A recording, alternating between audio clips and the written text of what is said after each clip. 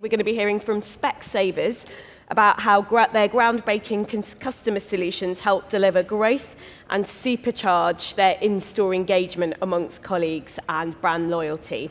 So I would like to introduce, we've got two speakers. First of all, we've got Frode Berg, who is the CEO and founder of Maze, who will be introducing Carina Hummel, who is the General Manager for Audiology at Specsavers. So I would like to introduce Frode to the stage.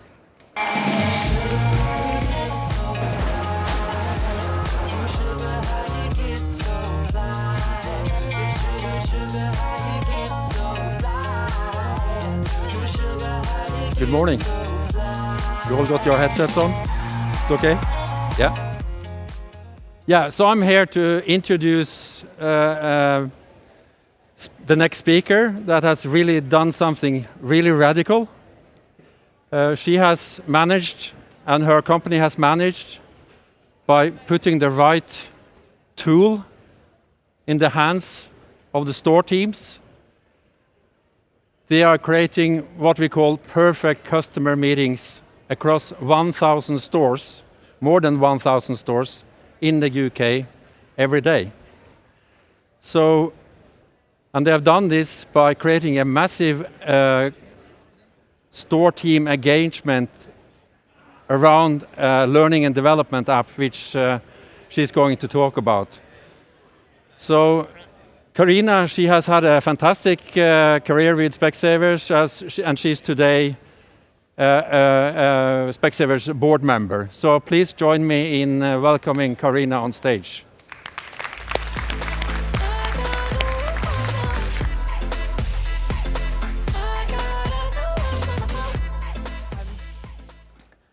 I'd like just for a moment to take you back in time.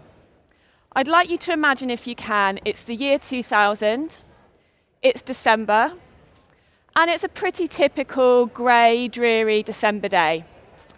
There is an 18-year-old girl, and she's walking down the high street in Andover, which, if you don't know it, it is a small market town in Hampshire. Now, this 18-year-old girl, she is generally pretty shy, pretty quiet, a little bit timid, and today she's feeling extra apprehensive, extra nervous, because she's about to step for the first time into the adult world. She's about to start her first day at work, and she's about to go to Specsavers.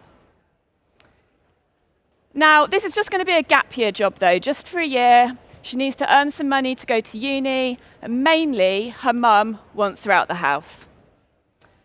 Now, you may have guessed, but that 18-year-old was me. There I am. Obviously, I'd just discovered hair straighteners. The uniforms were incredibly questionable back then.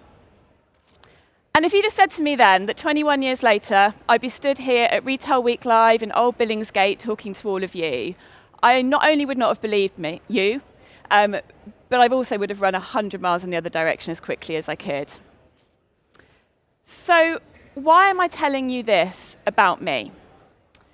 Well, another thing about me is I have a pretty short attention span. I get bored really, really quickly, but not of Specsavers. In fact, Specsavers has kept my attention for the last 21, now almost 22 years. And they've given me the opportunity to work from the shop floor in Andover across multiple different roles across our support teams, to becoming a Specsavers board member and general manager of the audiology business. So that gap year didn't quite turn out as planned. And I'm telling you this because I think it really illustrates that Specsavers is quite a special company to be a part of. My story is actually not that unique. You find lots of people like me within the organisation. And when I think about why that is, I think it's because no matter what you do, where you are within the company, you can wake up every single day and feel like you're making a real difference. We really do put our customers at the heart of everything we do.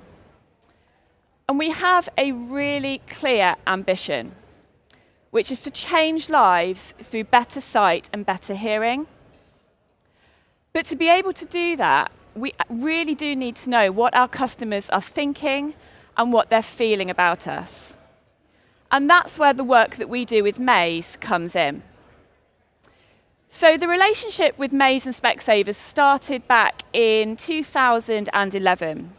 They built for us an in-store solution, a customer survey, which allowed us to get an understanding of our customers' perception of their experience in our stores. We started with the glasses customer journey, and then quite quickly moved to contact lenses, audiology, and the other services that we run. Each one of our stores is locally owned by our joint venture partners. And Maze primarily was, and is today, a tool for those joint venture partners to use in their stores with their teams. It allows them to listen to their customers, understand what their customers are saying, and most importantly, act on it. The amount of responses that they will get over time means that they have got really valuable trend data around what their customers are thinking about the service in their store. And it allows them to take operational action within their own store around the customer journey, around the team training, around the things that are important for their customers. And we see a really clear correlation between the stores that are engaging regularly in usage of Maze and usage of the system and their customer satisfaction results. And that would stand to reason, because if you're engaging in that regularly, you're logging into the system, you're understanding what your customers are feeling, and then talking to your team about it, that translates into better customer experiences. So let me just quickly explain how Maze works for us. When a customer makes an appointment, whether that's online, over the phone, via a contact center or in store, we ask them for their email address. If we don't quite capture it then, we will ask them again when they come into store.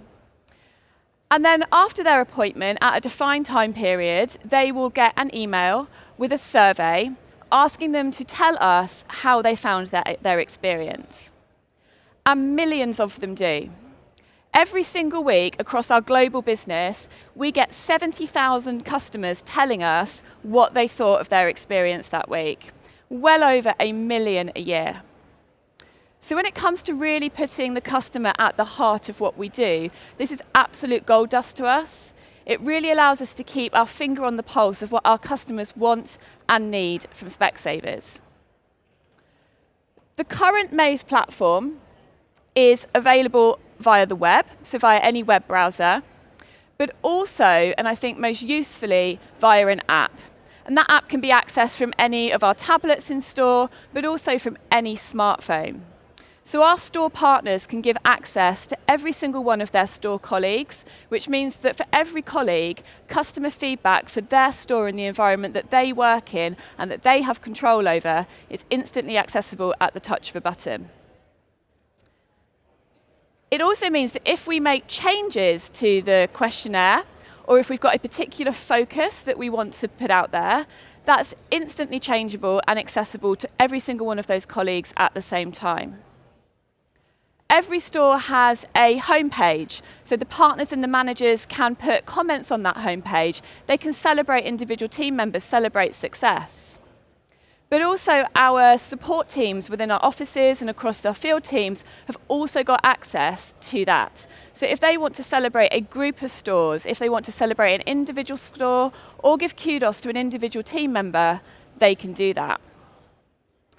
Now, in the background, on Maze's side, they're using really advanced analytics and AI to help us make sense of all of that data. Because if we're getting so much data, it's really important that we are able to turn that into insights and really listen to what our customers are telling us. It creates something really actionable for us and our stores. So let me give you an example.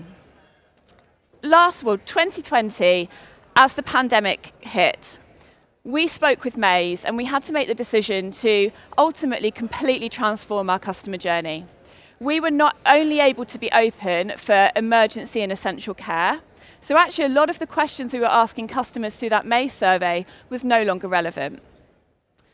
Instead, what we did is we added questions specifically about the pandemic. And one was a general overall question about how our customers felt about how we were keeping them safe. And Maze also asked the same question in a number of their surveys for a number of their business clients. Now, while we weren't able to see the data for each of those businesses, Mays were feeding back to us to tell us that we were doing really well and give us a real sense check of how we were doing. Really importantly for our industries, we were also able to add very specific questions around PPE and social distancing, which meant that we were compliant to industry regulations, and also we would have been able to prove that had we needed to, which was really, really important at the time. But we also asked customers who indicated that they were not satisfied with the measures that we were taking. Why? Did they want to see us doing more or less? And we still ask that question today, and it's formed part of our COVID customer tracking, which has allowed us to get a real sense of how customers are feeling about coming back into our stores as we move through the other side of the pandemic.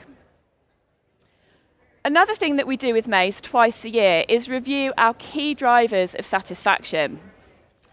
Now, we normally do this twice a year. Often there is very little change. However, again, as we've come through the pandemic and as we're starting to come out the other side, we are starting to see this change. Our customers now place a much higher value on the advice given by the clinician, and they want much more information about the products and services we're offering them and how that's going to benefit them. So knowing this has allowed us to really develop our thinking around the training we deliver, the best practice we need for our customer journey, the processes we put in place, and also the communication we give to our stores. But when it comes to creating value for customers, there is a real pound note value on this as well. The customer data that we collect also really gives us insight into our commercial performance. We know clearly through the data we collect which elements of our customer journey have the biggest impact on customer spend. So if I give you an example from our glasses customer journey, we know that customers that are satisfied with how long they're waiting in store will spend on average £18 more than those who are not. Customers who are satisfied with the help they were given choosing their frames will spend £25 more than those who are not. And from a customer retention point of view, customers who thought they got great value at Specsavers are 20% more likely to come back for their next test. I don't think you can put a price on knowing this type of information about your customers. And when we look at our customer data, we take that insight and we put it very closely alongside our commercial data, so it forms part of all the reports that we will see on a weekly basis. We have a profit through service report, we have our weekly and daily scorecards, and also performance reports for our opticians and audiologists. And we regularly deep dive into that commercial and that customer data. We use those metrics along customer buying behaviour and also external consumer insights to help us form our marketing strategies and to help us form our longer term plans. And when we are forming those strategies and plans, we're also, thanks to Maze, able to ask our customers what we think, or what they think. Because in the survey, we've been able to actually recruit over 12,000 customers to be part of our Specsavers customer panel. So when we want to know what customers think, we ask those 12,000 customers. Do you like our new marketing campaign? What do you think of our new shop fit? How would you engage with our new product developments? And they tell us. So all of this ensures that at Specsavers, we're able to do best what matters most for customers to really drive forward our commercial success. So as I come to a close today, I'd like to leave you all with a smile on your face. In fact, I'd like to leave you with 400,000 smiles, because that's how many people, 400,000, have told us this year that they have left our stores or our businesses smiling. And smiles is the next evolution of Maze at Specsavers. We've added one really simple question to that survey. Did the team at Specsavers leave a smile on your face? And look, it is tough out there right now for all retailers, and across all of our business areas, competition is getting greater, and there are more pressures on our customers than ever before. So as we're looking to the future, we really want to make sure that our stores and our businesses are happy environments for our colleagues to work in and for our customers to shop in. We want customers and colleagues to be smiling because they are at Specsavers. And we want our colleagues to be really empowered to do the right things for all of their customers. And we also just wanted a really simple way of measuring that.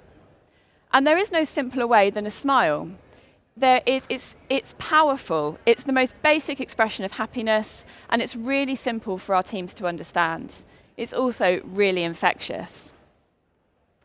So through that maze survey, we know that over 90% of our customers are leaving our stores and our audiology businesses and our home visits businesses and every single week knowing that they are smiling. And for those that aren't smiling, we know why not, and we have a chance to put it right. But it is more for us than just a measurement through a survey. Smiles is a culture that we want to engage all of our colleagues in across the whole business, making sure that we are creating that culture that really makes them smile to be at Specsavers as well. Because happy colleagues equals happy customers. So it's already found its way through a number of initiatives across this year. We had our Specsavers Valentines, where we invited colleagues to send some love to their colleagues and say why they make them smile. And we had thousands of e-cards and physical cards flying across the business, celebrating each other. We also had our Inspirational Women of the Year award as part of our celebrations for the International Women's Day.